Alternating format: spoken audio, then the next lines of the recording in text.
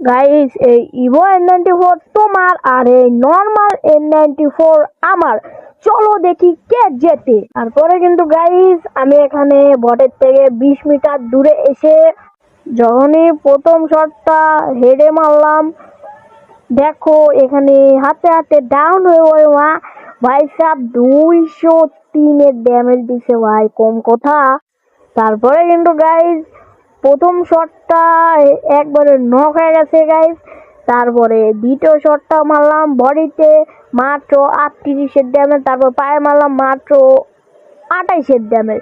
চলো দেখি এখন নর্মাল N94 এখান থেকে বডে লোকেশন দিয়ে 20 মিটার দূরে যখন প্রথমটা মারলাম হেডে, তো এখানে দেখতে পাচ্ছ বডিতে মারছি, সরি ভুল হয়ে গেছে।